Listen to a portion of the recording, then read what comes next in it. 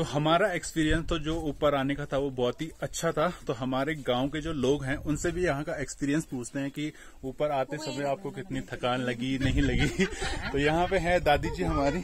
दादी थकान लग तो यहाँ पे ऐसा आराम से पानी का यहाँ पे बहुत ज्यादा प्रॉब्लम है। और अगर वैसे तो मैंने सुना है कि सतपाल महाराज जी ने यहाँ का कुछ आश्वासन दिया है कि यहाँ पे पानी वगैरह का और लाइट वगैरह का कुछ प्रबंध करेंगे, तो आई होप कि ये हो। ऐसी नींद आती थी ना हम लोगों को कि ऐसे सो के बहुत ही प्यारी नींद आती थी। जैसे आजकल अच्छे अच्छे गद्दों में, इतने महंगे महंगे गद्दों में भी ऐसी नींद नहीं आती जैसे इस घास पे आती है। एक बार जय माता दी, जोर से बोलो जय माता दी।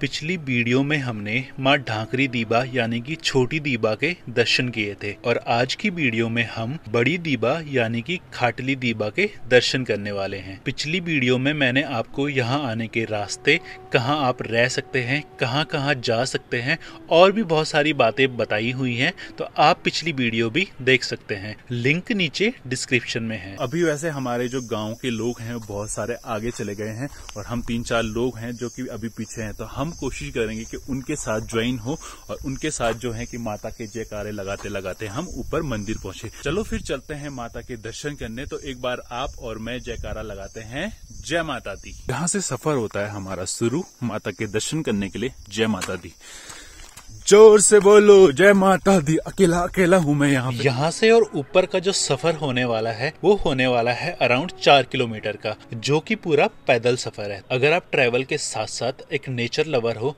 तो ये सफर आपके लिए यादगार होने वाला है।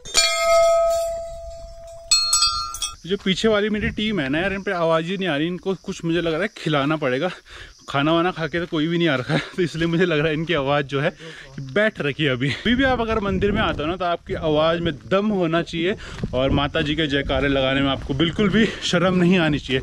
तो एक बार और जय माता दी, जय माता दी, जय माता दी। इनसे तेज आवाज़ तो मेरी आ रही है।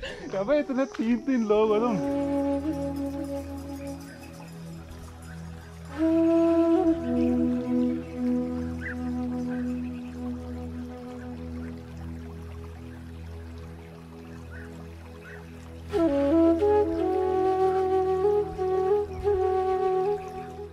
अराउंड 10 मिनट का सफ़र तय करने के बाद हम पहुंच चुके हैं जी एक माता के मंदिर पे, यानी कि इस मंदिर को कहा जाता है रियाड़ा दीबा मंदिर।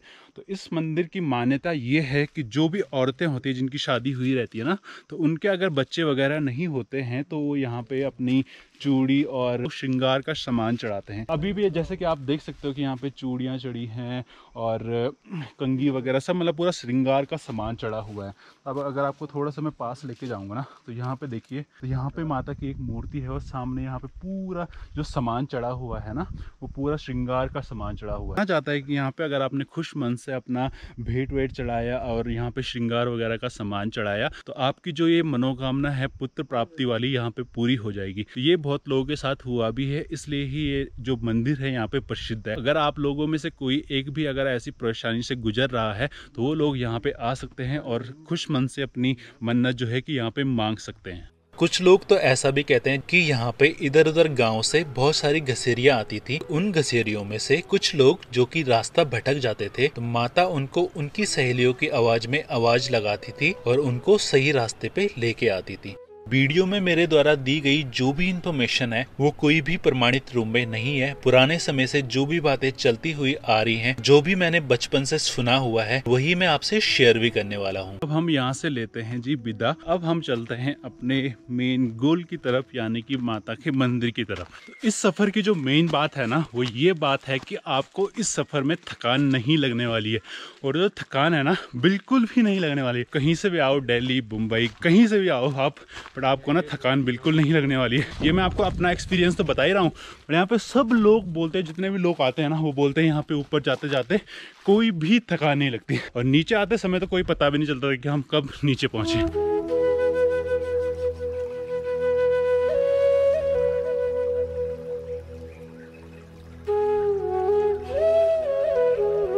अभी हम पहुंच गए हैं जी मंदिर के मिड पार्ट में, मतलब कि अभी बीचों बीच पहुंचे हुए हैं हम। यहाँ की कुछ यादें मैं आपको बता देता हूँ जी। तो ये पेड़ है ना जो, तो इस पे हम लोग यहाँ पे अपना नाम लिखते थे, इधर को इधर को इधर को। इन सारे पेड़ों में आप देख सकते हो कि पूरे नाम ही नाम गुदे होंगे।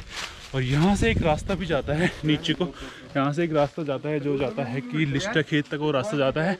और अगर आपको धुमाकोट यहाँ से डायरेक्ट जाना होता है ना, तो यहाँ से आप डायरेक्टली जा भी सकते हो वहाँ पे। हमने जो सफ़र है वो आधा तो तय कर लिया है, और इस सफ़र को तय करने में हमें कुछ हमारे गाँव के मिल चुके हैं। ये है मेरी सारी दादियाँ, वो बड़ी दादी, ये सबसे बड़ी दादी, तुम सबसे बड़ा था ना भाई को एक बादी थी, तो ये सबसे बड़ी दादी है, बाकी ये सब दादियाँ है मेरी। तो ये हमारे गांव के ही नीचे सामने रहते हैं। इनके जो बच्चे हैं वो अभी आ रहे हैं पीछे से, तो उनका वेट कर रहे हैं यहाँ पे। ऊपर मंदिर जाने के लिए हमारे पास 2 रास्ते यहाँ से भी कटते हैं।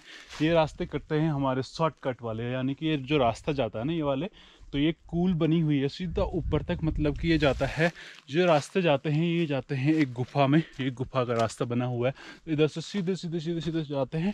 और वैसा रास्ता तो नॉर्मल रास्ता तो ये है। तो एक बार मैं इस रास्ते से जाके आपको दिखाऊंगा, एक बार मैं आपको ऐसे कूल में जाके दिखाऊंगा कि यहाँ का जो रास्ता होता है ना वहाँ पे कैसे जाना होता है। अभी हम आ चुके हैं सीधे रास्ते से, और अब हम जाएंगे जी इधर गुफा वाले रास्ते से। तो गुफा वाला रास्ता मैं आपको बता देता हूँ कि कितनी दूर से है।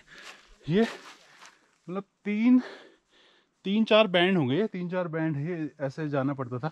और जब मैं फर्स्ट बार आया था ना, तो मैं फर्स्ट बार हम इधर से ही आए थे, और उस समय तो इतना मतलब मैं बहुत ज़्यादा वैसा शरीफ टाइप का था, तो सब लोग इधर से आ रहे थे, और मैं भी उनको देखते देखते इधर से इसी रास्ते से आ गया।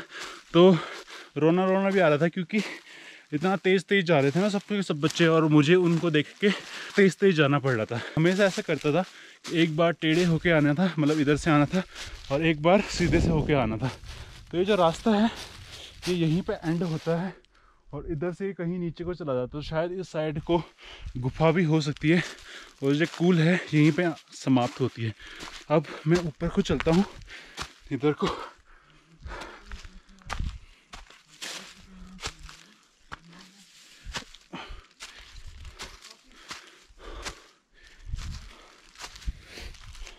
यहाँ का जो सफ़र था वो हमने तय कर लिया है। अराउंड लगे होंगे हमें आधा से पौना घंटा लगा होगा मैक्सिमम, और इससे ज़्यादा तो नहीं लगा। आधा घंटा ही मैं तो मान के चल रहा हूँ, आधा या फिर पौना घंटा लगा होगा। बाकी हम पहुँच चुके हैं माँ दीबा के आंगन में, और यहाँ पे हम अब दर्शन करने वाले हैं। तो दर्शन करने से पहले आप चारों तरफ का व्यू देखिए, कितना शानदार व्यू है। और यहाँ से ना आपको चारों तरफ का नज़ारा भी दिखने वाला है। और से बोलो, सारे बोलो, सारे बोलो, जय माता दी। पहुँच गए जी फाइनली, जय माता दी।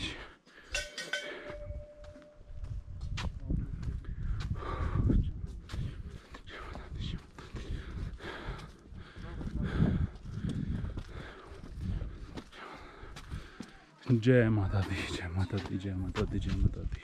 फाइनली हम पहुंच चुके हैं माता जी के दरबार में।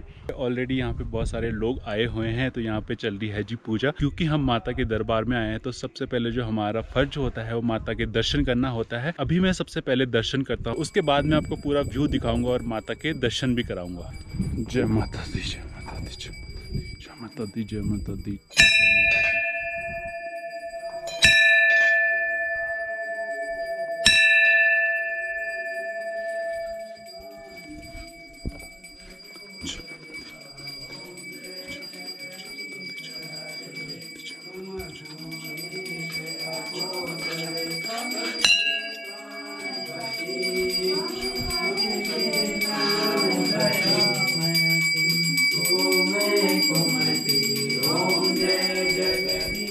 माँ दीबा की यहाँ पे आने की कहानी कुछ ऐसी है। बहुत सालों पहले जब यहाँ पे गोरखाओं का आक्रमण हुआ था, और गोरखा लोग जब इंसानों को जिंदा ही काट रहे थे, क्योंकि सभी लोग गोरखाओं के आक्रमण से भयभीत हो चुके थे, तब माँ ने एक व्यक्ति के सपने में आके कहा, जो कि कोलेरी गांव के पंडित यानी कि किमनी थे, कि मैं इस चोटी पे जा रही हूँ, जब भी गोरखा लोग आएंगे तो मैं आपको संकेत करूंगी और आपकी रक्षा करूंगी। तब माँ दीबा गुफाओं से होते हुए इस चोटी पे पहुंच गई। और ऐसा भी कहा जाता है कि माँ दीबा उस समय अपने एक सेवक के साथ यहाँ पे साक्षात विराजमान थी। इस स्थान से आप चारों ओर तो देख सकते हैं, लेकिन आपको यहाँ से कोई नहीं देख सकता। यहाँ पे माँ दीबा 3 देवियों के रूप में माँ काली, माँ लक्ष्मी और माँ सरस्वती के रूप में विराजमान है। अभी हम सब लोगों ने माता के दर्शन भी कर लिए और दर्शन के बाद यहाँ पे चारों ओर चक्कर लगाने होते तो वो भी हमने पूरे कर लिए हैं यहाँ पे।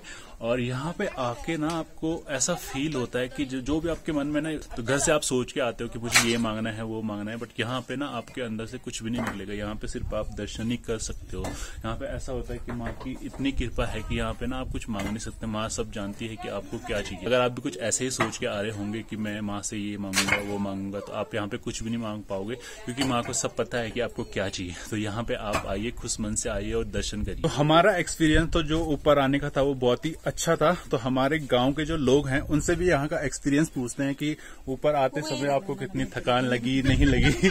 तो यहाँ पे है दादी जी हमारी। दादी थकान लग तो यहाँ पे ऐसा आराम से उन बोलते चलिए कि मतलब या खानदार मतलब क्या थकान लगी। तो यहाँ पे जब भी आप लोग आओगे ना तो आपको सबसे दानी है, मतलब सबसे बूढ़ी है यहाँ पे। तो इनको भी थकान नहीं है, देख रहे हो। अब किसी के चेहरे पे भी आपको पसीना नहीं दिखेगा यहाँ पे। वैसे तो हम पहाड़ी लोग हैं, हमको तो आना जाना आता ही है, और फिर भी वैसे पसीना तो हो ही जाता है। बट यहाँ पे किसी के चेहरे पे भी आपको ऐसा कुछ थकान वाली फीलिंग किसी को भी नजर नहीं आ रही। तो यहाँ पे किसी को भी ऐसी थकान वाली फीलिंग नजर नहीं आ रही। देखो ये सब बच्चे आ गए हैं इधर से घूम घाम के। तो कैसा लग रहा है बच्चों को? कैसा लग रहा है? अच्छा। इनको तो आदत है वैसे भी घूमने की। चलो फिर आप दर्शन करो। जब भी गोरखा लोग खाटली में आक्रमण करने की सोचते थे, कहा जाता है कि माँ दीबा यहाँ से सभी लोगों को सचेत करती थी। यहाँ पे एक ऐसा पत्थर भी है जिसको आप जिस दिशा में भी घुमाते हो उस तरफ बारिश होने लगती है। इस स्थान का नाम वैसे तो गढ़वाली में धवड़िया कहा जाता है। धवड़िया का अर्थ जो आजकल की भाषा में होता है वो होता है अनाउंसमेंट सेंटर। तो ये स्थान एक अनाउंसमेंट सेंटर के तौर पे ही काम करता था। जिस दिशा में गोरखा लोग आक्रमण करने जाते थे उस दिशा में ये पत्थर घूमता था और बारिश होने लगती थी। को अगर दिख रहा होगा थोड़ा बहुत ना, तो यहाँ पे है जी बिरुखाल और उसके आसपास के गांव है जी उधर। तो वहाँ से बिरुखाल से ऊपर पूरी नज़र पड़ती है और इधर के पूरे गांव आपको थोड़े बहुत दिख ही रहे होंगे, बट ज़्यादा तो नहीं दिख रहे हैं क्योंकि यहाँ पे ना पूरा धुंधला धुंधला सा मौसम हो रखा है, क्लीन नहीं हो रखा पूरा। बट यहाँ पे ऊपर से ना यार ठंड बहुत ज़्यादा लग रही है। तो यहाँ पे आप देख सकते हो कि कितने बीचों बीच में ये मंदिर बसा हुआ है। मंदिर के दर्शन हमने कर लिए, एक्सपीरियंस हमने आपको बता दिया है कि कैसा आपको यहाँ ऊपर आते समय फील आएगा। और जो फील आने वाला है वो तो बिल्कुल जी शानदार आने वाला है, बिल्कुल आपको थकान नहीं लगने वाली। और सारे भी लोग आए हुए हैं तो उनसे भी मैं थोड़ा बाद अभी बात करूंगा। यहाँ पे आपकी ना बहुत बार परीक्षा भी ली जाएगी ऊपर आते समय। अगर आप ऐसी मन से आ रहे हो कि यार चलो कोई आपको लेके आ रहा है दबाव में, तो आप बिल्कुल भी आ नहीं पाओगे। यहाँ बहुत सारे केस मैंने ऐसे भी सुने कि जो लोग यहाँ पे ऐसे मतलब दारू वगैरह पी के भी आ जाते हैं ना, तो उनको भी माता ऊपर नहीं आने देती। बहुत बार मैंने ऐसा सुना है। एक तो हमारे गांव का केस था कि वो लोग ना बहुत सारे लोग थे, तो वो लोग यहाँ पे दारू पी के आ गए थे और माता ने उनको मतलब यहाँ पे आने नहीं दिया। उन पे पत्थरों की बारिश हो गई। ये जो मैं बात बता रहा हूँ आपको, ये अभी की लॉकडाउन की बात है कि वो सब लोग यहाँ पे अपना ग्रुप बना के आ गए थे, उनको यहाँ पे ऊपर आने नहीं दिया गया था। तो यहाँ पे वैसे रिस्ट्रिक्शन तो किसी की भी नहीं होती कि आप यहाँ पे आ नहीं सकते, बट ऐसा आप बिल्कुल भी ना करें कि आप लोग यहाँ पे दारू वगैरह पी के आए। अगर यहाँ पे आपको आना है ना तो प्लीज यहाँ की स्वच्छता जरूर बना के रखें और यहाँ पे अपनी मर्यादाओं का ख्याल भी रखें, क्योंकि यहाँ ये जो स्थान है ना, यहाँ पे साफ सफाई वाला कोई नहीं मिलेगा। अगर आप यहाँ पे आओगे और गंदा वगैरह करोगे तो यहाँ पे बहुत प्रदूषण होगा। और कुछ तो दिख रहा है यहाँ पे थोड़े बहुत मच्छर वगैरह हैं, और इस कारण है कि यहाँ पे जो पॉलीथीन बैग्स हैं, जैसे कि मैंने अभी इधर थोड़ा बहुत घूमा है ना, तो यहाँ पे मुझे थोड़ा बहुत गंदगी दिख रही है। और गंदगी यहाँ पे कौन करता है? हम लोग करते हैं। क्यों?